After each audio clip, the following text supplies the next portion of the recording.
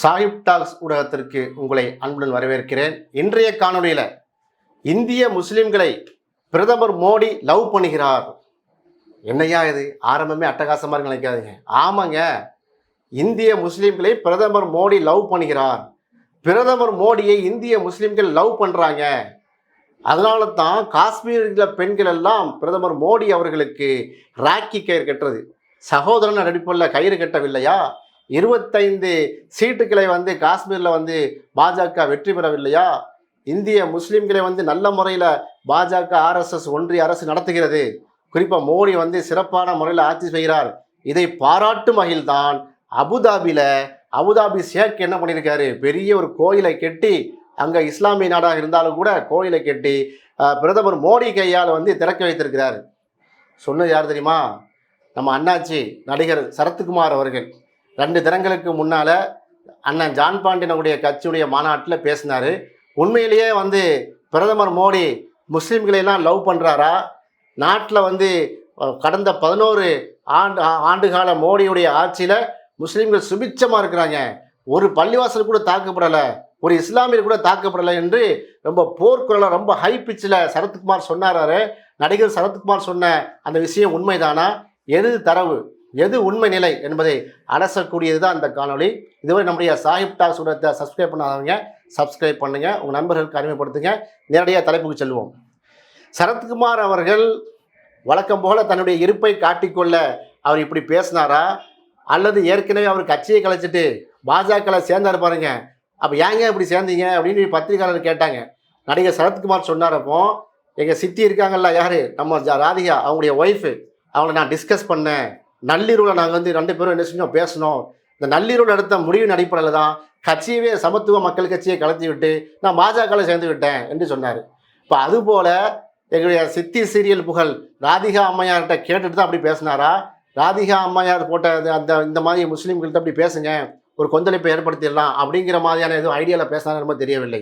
முழு பூசணிக்காவை சோற்றில் மறைத்த முகமாக இப்படி பேசுகிறாரு.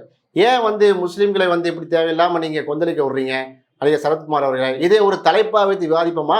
நான் கண்ணியமான முறையில் விவாத அறைகள் விடுகிறேன். நான் வர்றேன், எங்கள் கட்சியின் சார்பாக ஒரு பத்திரிகையாளர் அனுப்பில், ஒரு அட்வொகேட் அனுப்பில் நான் வருகிறேன்.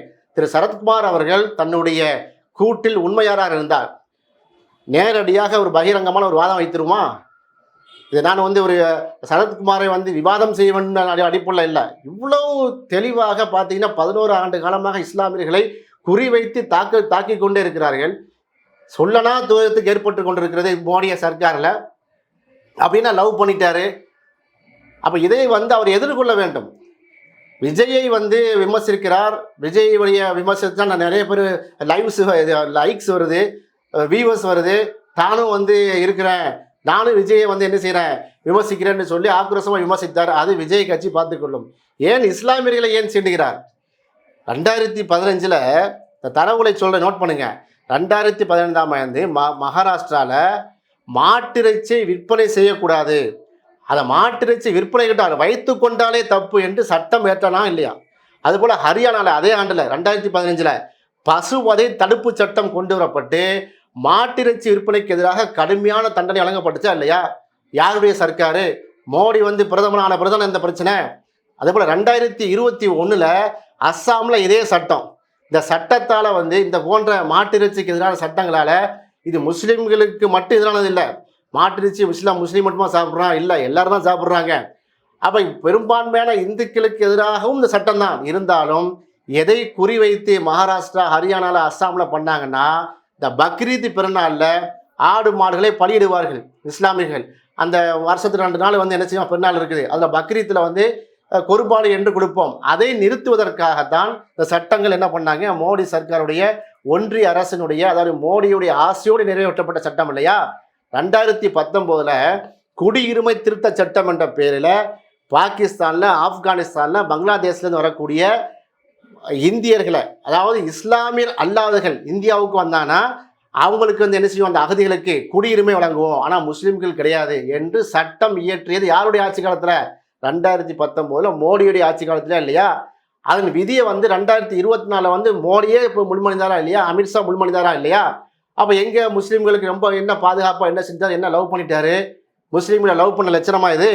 அதுபோல் ஜம்மு காஷ்மீர் மாநில மறுசீரமைப்பு சட்டம் என்று சொல்லி ஜம்மு காஷ்மீருக்கு வழங்கப்பட்ட சிறப்பு அந்தஸ்தை ஆர்டிகிள் 370 370 நீக்கியது யார்? பிரதமர் மோடி இல்லையா? அதுக்கு யூனியன் பிரதேசமாக மாற்று என்று சொல்லுவதற்கு என்னென்ன கம்பையெல்லாம் சுற்றினாங்க. இப்படி மாற்றினதுனால ஆர்டிகிள் 370 நாங்கள் நீக்கி விட்டதுனால தீவிரவாதம்லாம் ஒளிந்து விடும், காஷ்மீர் நம்மளுடைய ஆதிக்கம் மேலோங்கும் அப்படிலாம் சொன்னார். இப்போ காஷ்மீர் இந்தியாவில் தானே இருக்குது. காஷ்மீர் சைனாவில் இருக்கா, பாகிஸ்தானில் இருக்கா? பெஹல்காம் ஏன் நடந்தது? ஆப்ரேஷன் சிந்தூர் ஏன் பண்ணாங்க? காஷ்மீர் ஆர்டிகிள் 370 நீக்கிய பிறகு எவ்வளோ தீவிரவாத தாக்குதல் நடந்து கொண்டிருக்கிறது. அப்போ முன்னுக்கு பின்மான பொய்கள் எல்லாம் சொல்லி வேற மாதிரி என்ன செஞ்சாங்க, பண்ணாங்க. அதுபோல் 2020-22 காலகட்டத்தில் லவ் ஜிஹாட், முஸ்லீம் இளைஞர்கள்லாம் என்ன செய்றாங்க, லவ் பண்ணுறாங்க. இந்து இளைஞர்களை யுவதிகளை லவ் பண்ணி முஸ்லீமாக மாற்றினாங்கன்னு எவ்வளோ அலப்பறை பண்ணாங்க. நாடு ஃபுல்லாக கொந்தளிக்க விட்டாங்களே இல்லையா? அதில் உத்தரப்பிரதேசம், மத்திய பிரதேஷ், குஜராத், உத்தரகாண்ட் ஆகிய மாநிலங்களை மத மாற்ற தடுப்பு சட்டம் என்று நிறைவேற்றத்துக்கு காரணமாக இருந்தது யார்? இந்த மோடி சர்க்கார் தானே. அப்போ நீங்கள் என்ன, இஸ்லாமியர்கள்லாம் சுபிச்சமாக இருக்கிறார்கள், குறிவைத்து தாக்கி கொண்டிருக்கிறார்கள். முத்தலாக் தடுப்பு சட்டம் என்று சொல்லி என்னமோ முஸ்லீம்கள்லாம் தலாக்குன்னு சொல்லிவிட்டு எல்லா இடத்துலையும் பார்த்தீங்கன்னா முஸ்லீம் பெண்கள்லாம் கண்ணீரும் கம்பளையுமா இருக்கிற மாதிரியும் ஒவ்வொரு நீதிமன்றத்திலையும் லட்சக்கணக்கான கேஸ் வந்த மாதிரியும் பில்டப் கொடுத்தாங்களே. முத்தலாக் தடுப்பு சட்டம் என்று முஸ்லீமுடைய தனி உரிமையில் மூக்கு நுழைத்தது யாரு? தலாக்கு என்றால் ஒரு தலாக்கா அப்படிங்கிறது இஸ்லாமியக்குள்ளேயே நிறைய வாத பிரதிவாதங்கள் இருக்குது. யாரும் இப்படி தலாக்லாம் சொல்லிட்டு போகிறது இல்லை. அது 3 தவணைக்கு உட்பட்டது. இதெல்லாம் இஸ்லாமிய சட்டத்துக்கு உள்ளதானே. எப்படி இந்துக்களுக்கு தனி சட்டம் இருக்கிறதோ, எப்படி கிறிஸ்தவருக்கு தனி சட்டம் இருக்கிறதோ, அதான் இஸ்லாமிய தனி சட்டம் இருக்கிறது. அதில் மூக்கு நுழைத்தது யாரு? திருவாளர் மோடி தானே. பார்த்தீங்கன்னா இதெல்லாம் சரத்குமாருக்கு எப்படி தெரியாமல் போச்சு? தெரியும். தெரிஞ்சுக்கிட்டே அப்படி என்ன செய்யறது, சும்மா சொல்கிறது. இன்னும் சொல்கிறேன் கேளுங்க. 2022-23 காலகட்டத்தில் கர்நாடகா மாநிலத்தில் பள்ளி கல்லூரியில் என்ன செய்யக்கூடாது, ஹிஜாப் அணிந்து முஸ்லீம் மாணவிகள் செல்லக்கூடாது தடை வீசாங்களா இல்லையா? எவ்வளோ பெரிய அந்த கர்நாடகா மாநிலத்தில் கொந்தளிக்க விட்டாங்க. டெல்லி, உத்தரப்பிரதேஷ், மத்திய பிரதேசம் உள்ள மாநிலங்களை முஸ்லீம் வீடுகளை, கடைகளை மார்க் பண்ணி புல்டோசரை கொண்டு இடிச்சாங்களா இல்லையா? ஏன்? அவங்கள சிஏஏ என்ஆர்சிக்கு எதிராக, குடியுரிமை திருத்த சட்டத்துக்கு எதிராக போராடினாங்க என்கிற அடிப்படையில் இவை எல்லாம் மோடி முஸ்லீம் சமுதாயத்தின் மீது கொண்டுள்ள காதலின் பேரன்பின் வெளிப்பாடா? சரத்குமார் என்ன தூங்கிட்டு இருந்தேன்னா அந்த டைம்லலாம் கேட்குறோம்.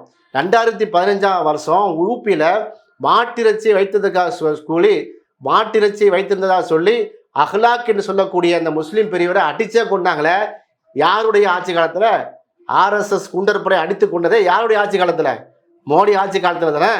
அதுபோல் 2017 ஹரியானாவில் ரயிலில் பயணித்த ஜுனைத் கான் என்ற ஒரு முஸ்லீம் இளைஞர், அவரை என்ன செய்கிறாங்க, படுகொலை செய்கிறாங்க. ஜெய் ஸ்ரீராம் சொல்லு. அதுபோல் பார்த்தீங்கன்னா 2017 ராஜஸ்தானில் பெஹ்லுகான் என்ற முஸ்லீம் பால் வியாபாரி அடித்துக் கொள்கிறாங்க, ஜெய் ஸ்ரீராம் சொல்லு என்று. 2019 ஜார்க்கண்ட் மாநிலத்தில் தப்ரேஸ் அன்சாரிங்கிற இஸ்லாமியரை என்ன செய்யறாங்க, ஜெய் ஸ்ரீராம் சொல்லு என்று வற்புறுத்தி பின்ன கொலை செஞ்சாங்களே. இதெல்லாம் மோடி சர்க்கார் செய்த சாதனைகள் அல்லவா? அப்போலாம் நடிகர் சரத்குமார் எங்கே இருந்தார்? அப்போ பிஜேபியில் இல்லை, சமத்துவ மக்கள் கட்சி தான் வச்சுருந்தார், தூங்கிட்டு இருந்தார். அப்போ இப்படிப்பட்ட எவ்வளோ இன்சிடெண்ட்டு, எவ்வளோ படுகொலைகள், எவ்வளோ கலவரங்கள் எல்லாம் கிட்டத்தட்ட நடந்தது 11 ஆண்டு கால. நான் சொல்லக்கூடிய தரவுகள் எல்லாம் மோடி அவர்கள் பிரதமராக ஆகிய 2014 நடப்பு 2025 வருஷம், 11 வருஷத்துக்கு நடந்த விஷயம் நான் சொல்லி கொண்டிருக்கிறேன்.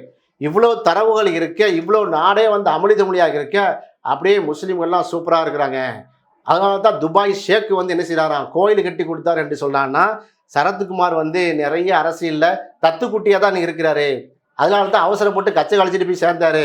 இப்போ அங்கே பிஜேபியில் அவருக்கு மரியாதையும் இல்லை, மதிப்பும் கிடையாது. எனவே இப்படி முஸ்லீம்களை சீண்டி விட்டா ஏதாவது ஒரு எம்எல்ஏ சீட்டு, எம்பி சீட்டு கிடைக்குங்கிற ஆசையில் பேசுகிறாரா? அது சரத்குமார் அவர்கள் தான் விளக்க வேண்டும். 2010 இன்னும் சொல்கிறேன் கேளுங்க. 2019-2020 ஆண்டில் நாடெங்கும் நடைபெற்ற குடியுரிமை திருத்தச் சட்ட எதிர்ப்பு போராட்டங்களின் போது டெல்லி ஜாமியா பள்ளிவாசல்ல அலிகர் முஸ்லீம் பல்கலைக்கழகத்தில் இருக்கக்கூடிய இஸ்லாமிய மாணவர்களை எப்படி அடித்து துன்புறுத்தினாங்க, எவ்வளோ பேரில் வழக்கு நடந்தது. இதெல்லாம் யாருடைய ஆட்சி காலத்தில்? காவல்துறையால் தாக்குதலால் பாதிக்கப்பட்ட முஸ்லீம் மாணவர்களுடைய எண்ணிக்கை நாங்கள் தரலாம் உங்களுக்கு. மாணவர்களுங்க, பள்ளி கல்லூரிய மாணவர்கள் 2020 பிப்ரவரி மாதத்தில் அதை தொடர்ந்து இதை வைத்து என்ன செய்கிறாங்க, கலவரத்தை உண்டு பண்ணுறாங்க டெல்லியில். அந்த கலவரத்தில் 53 பேர் உயிரிழந்தாங்க. யாரு? எல்லா இஸ்லாமியர்கள் தானே. 2021 திரிபுரா மாநிலத்தில் சங் பரிவார் நடத்துல கலவரத்தில் பல பள்ளிவாசல்களை வந்து அடைச்சு நொறுக்குறாங்க. முஸ்லீம்களின் சொத்துக்களை வந்து சூறையாடுறாங்க. இது திரிபுராவில். 2022 மத்திய பிரதேசத்தில் கார்கோனுங்கிற அந்த ஊரில் ராம் நவமி நாங்கள் செய்கிறோம், ராம் லீலா பாடி கொண்டு செல்கிறோம் என்று சொல்லி அந்த இரவு மிகப்பெரிய ஒரு ஊர்வலத்தை நடத்தி பெரிய கலவரம், முஸ்லீம்களை குறிவைத்து தாக்கி என்ன பண்ணாங்க, அவங்களுடைய சொத்துக்களை சூறையாடினாங்களே. இது சரத்குமாருக்கு தெரியாதா? முஸ்லீம்களுக்கு சொந்தமான பல வீடுகளை இடித்தாங்க. டெல்லி ஜஹாங்கீர்பூரில் கூட கலவரத்தை ஏற்படுத்தி முஸ்லீம்களுடைய வீடுகளை உடைச்சாங்க. 2023 ஹரியானாவில் குருகிராமில் வந்து சங் பரிவாருடைய மதவெறி ஆட்டத்தை நீங்கள் மறந்து விட்டீங்களா? எவ்வளோ முஸ்லீம்கள் பாதிக்கப்பட்டாங்க. இப்படி மோடி சர்க்காரில் கடந்த 11 ஆண்டு கால ஆட்சியில் எங்கே பார்த்தாலும் கலவரம், எங்கே பார்த்தாலும் இஸ்லாமியர் தாக்கப்பட்டாங்க. அங்கே துபாய் ஷேக்குக்கு இதை போய் காமிச்சிக்கிறா, இதை போய் காமிங்க. இந்த தரவுகளெல்லாம் எடுத்துகிட்டு போய் சரத்குமார் அவர்களே துபாய் ஷேக்கிட்ட போய் நீங்கள் காமிச்சிட்டு வாங்க. ரொம்ப சிறப்பாக என்ன செய்கிறாங்க, முஸ்லீம் பெண்கள் எல்லாம் மோடிக்கு வந்து ராக்கி கட்டுற அளவுக்கு சகோதரனாக ஏற்றுக்கொண்டிருக்கிறார்கள். ஆனால் மோடி சர்க்காரில் இப்படி சங் பரிவார் RSS பாஜக வந்து கலவரம் பண்ணி முஸ்லீம்களுடைய வீடை இடிக்கிறாங்க. நீங்கள் கோயில் கட்டி கொடுக்குறீங்க, இங்கே பள்ளிவாசலை உடைக்கிறாங்கிறத நீங்களே கொண்டு போய் சொல்லுவீங்களா சரத்குமார் அவர்களே? அப்படி பார்த்தீங்கன்னா இது போன்ற எக்கச்சக்கமான இன்சிடென்ட்ஸு முஸ்லீம்களுக்கு எதிராக வன்முறையை தூண்டக்கூடிய வலையில் இவங்க பயங்கரமாக ஹரித்வாரால் என்ன செய்கிறாங்க, தர்ம சபை சார்பாக கடும் சொற்களை பயன்படுத்தாங்கிற வழக்கு உச்சநீதிமன்றம் இருந்தா இல்லையா? டிசம்பர் 2021 உச்சநீதிமன்றமே கண்டிக்குது. ஏன் இப்படிலாம் பேசுகிறீங்க, இந்த நாட்டுடைய குடிமக்கள் அல்லவா முஸ்லீம்கள், இப்படி எல்லாம் சொல்லி கண்டிக்கக்கூடிய அளவுக்கு அவங்க அந்த கண்டிக்கக்கூடிய அளவுக்கு நடந்தாங்களா இல்லையா? 2020 டெல்லியில் தேர்தல் பிரச்சாரம் போகும்போது கோலி மாரோ சாலவுக்கோன்னாங்க. அத்தனை பேர் வந்து துப்பாக்கியில் சுடுறா அப்படின்ட்டு முஸ்லீம்களுக்கு எதிராக பிரச்சாரம் செஞ்சாங்களா இல்லையா? இந்த வெறுப்புரை தேர்தல் பிரச்சாரம் யார் பண்ணா? BJP, RSS, VHP, Bajrang Dal, இந்த RSS உடைய துணை அமைப்பு தான் செஞ்சிருந்துச்சு. யாருக்கான பிரச்சாரம் அது? மோடிக்கான பிரச்சாரம், யோகி ஆதித்யநாத்துக்கான பிரச்சாரத்தை தான் செஞ்சாங்க.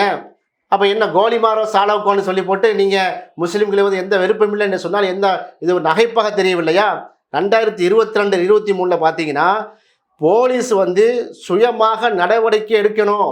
இது போன்ற இஸ்லாமியர்களை அச்சுறுத்தும் முகமாக அந்த மாதிரி ஊர்வலம் இது போன்று நடக்கிறது, வெறுப்பு பேச்சுக்கு எதிராக போலீஸ் நீங்கள் என்ன செய்யுங்க, நீங்கள் சட்டத்தை கையில் எடுங்க, சட்ட ஒழுங்கு நிலைநாட்டுங்கள் என்று சொன்னது யாரு? உச்சநீதிமன்றம். இதுதான் உண்மை நிலை. இந்தியாவுடைய அரசியலமைப்பு சட்டத்தையே தகர்க்கக்கூடிய எல்லா வேலையும் செய்து கொண்டிருக்கிறார்கள். 30 நாட்கள் நீங்கள் வந்து சிறையில் இருந்தீங்கன்னா நீங்கள் வந்து MP-ஆகவோ MLA-ஆகவோ சீஃப் மினிஸ்டராகவோ பிரதமராக இருக்க முடியாது என்று சொல்கிறாங்க. காஷ்மீரை வந்து ஆர்டிகிள் 370 நீக்கிய பிறகும் காஷ்மீர் சட்டசபைக்கு எந்த விதமான ஒரு இது இருக்கக்கூடாது, சிறப்பு அந்தஸ்து இருக்கக்கூடாதுங்கிறத ரொம்ப தெளிவாக வேலை செய்து கொண்டிருக்கிறார்கள். SIR சொல்லக்கூடிய சிறப்பு திருத்தத்தின் அடிப்படையில், ஸ்பெஷல் இன்டென்சிவ் ரிவிஷன் அடிப்படையில் 65 லட்சம் வாக்காளர்களை பீகாரில் நீக்கியிருக்கிறார்கள். தமிழ்நாட்டில் 6 லட்சம் வாக்காளர்களை இடைச்செருகல் பண்ணியிருக்கிறார்கள். குறிப்பாக 2024 நாடாளுமன்ற தேர்தலில் இது போன்ற ஓட்டு திருட்டு ஓட்டின் மூலமாகத்தான் மோடி ஆட்சியை பிடித்திருக்கிறார் என்று இது போல பல குற்றச்சாட்டுகள் சுமத்தி இருக்க election commission, ED, IT, CBI எல்லாம் மோடியின் கைப்பையாக செய்யப்பட்டிருக்கிறது என்ற குற்றச்சாட்டு இருக்க திரு சரத்குமார் அவர்கள் இப்படி வந்து முஸ்லீம்களை எல்லாம் வந்து ரொம்ப சூப்பராக இருக்கிறாங்க, முஸ்லீம்கள் வந்து இன்னைக்கு வந்து ரொம்ப மோடி வந்து ரொம்ப லவ் பண்ணுறாரு என்று சொல்கிறதுலாம் எதை நீங்கள் வந்து யாருக்காக இது பேசுகிறீங்க? முஸ்லீம்கள் எல்லாம் அவ்வளோ முட்டாளாது இதை கேட்டுக்கொண்டிருக்கிறதுக்கு? முஸ்லீம்கள் நாங்கள் பாதுகாப்பாக உணரவில்லை. RSS உடைய ஆட்சியில் இஸ்லாமிற்கு எதிரான சிந்தனை தான் வந்து கொண்டிருக்கிறது. RSS இல்லாத டைமில் காங்கிரஸ் ஆட்சியிலேயே வந்து எங்களுக்கு பாதுகாப்பு இல்லை, அந்த அளவுக்கு இடைச்செருகல் பண்ணிட்டு இருந்தாங்க. ஒவ்வொரு மாநிலத்தில் பிரச்சனை பண்ணிட்டு இருந்தாங்க. டெல்லி, மீரட், முராதாபாத், பாகல்பூர், டெல்லி, பம்பாய், குஜராத் என்று லோக்கல் கோயம்புத்தூர் வரைக்கும் கடந்த 70 ஆண்டு காலமாக RSS பல கலவரங்களை செய்து ஆயிரக்கணக்கான முஸ்லீம்களை வந்து கருவறுத்திருக்கிறார்கள். இதுதான் வரலாறு. இந்த வரலாற்றை வந்து நடிகர் சரத்குமார் படிக்க வேண்டும். குஜராத்தில் பட்டப்பாலில் வெட்ட வெளிச்சத்தில் முஸ்லீம் நிறை மாத கற்பியின் வயிற்றை கிழித்து சூலாயுதத்தால் சிசுவை குத்தி வெளியே எடுத்து பெட்ரோல் ஊற்றி கொளுத்திய கும்பல் தான் RSS கும்பல். ஒரு காலமும் என்ன செய்ய மாட்டாங்க இஸ்லாமியர்கள், இந்திய இஸ்லாமியர்களோ கிறிஸ்தவர்களோ தலித்துகளோ சிறுபான்மை மக்களோ இந்த ஆர்எஸ்எஸ் உடைய பாசிச சித்தாந்தத்தை ஏற்றுக்கொள்ள மாட்டாங்க. குறிப்பாக தமிழர்கள் யாரும் இந்த தமிழ்நாட்டு மண்ணில் ஏற்றுக்கொள்ள மாட்டோம். இது பெரியாருடைய மண், கண்ணிய தமிழர் காகித மில்லத் களமாடிய மண், கர்ம வீரர் ஐயா காமராஜருடைய மண், எங்கள் மாமனார் முத்துராமலிங்க தேவருடைய மண், இமானுவேல் சேகனுடைய மண், புரட்சியாளர் அம்பேத்கருடைய பேரக்குழந்தைகள் களமாடக்கூடிய மண். இந்த சமத்துவ மண்ணில் சமத்துவ மக்கள் கட்சியின் தலைவராக இருந்த ஒரு காலத்தில் இருந்த சரத்குமார் அவர் சங்கியாக மாறி பாஜகவில் சேர்ந்த பிறகு இது போன்ற கமெண்ட் பண்ணனா விவாதத்தை வாங்க கூப்பிடுவோம். உங்களுடைய கூட்டில் உண்மையாக இருப்பனே ஆனால், நீங்கள் உங்களுடைய பேச்சில் உண்மை இருக்குமே ஆனால் வாங்க பார்ப்போம். பகிரங்க விவாத அறைக்குள்ளே நாங்கள் விடுகிறோம். சரத்குமாருக்கு தெம்பு தைரியம் இருக்கா, திராணி இருக்கா? இதை கேட்பதற்கு தான் இந்த கேள்வி. இது குறித்த அடுத்தடுத்த தகவலை என்ன செய்வோம், விரிவாக நாங்கள் பதிவு செய்வோம். இது போன்ற காணொளிகள் உங்களுக்கு வர வேண்டும் என்று சொன்னால் சாஹிப் டாக்ஸ் ஊடகத்தை சப்ஸ்கிரைப் பண்ணுங்க. இந்த காணொளியை உங்களுடைய நண்பர்களுக்கும் அறிமுகப்படுத்துங்க. தொடர்ந்து இணைந்திருப்போம். மிக்க நன்றி.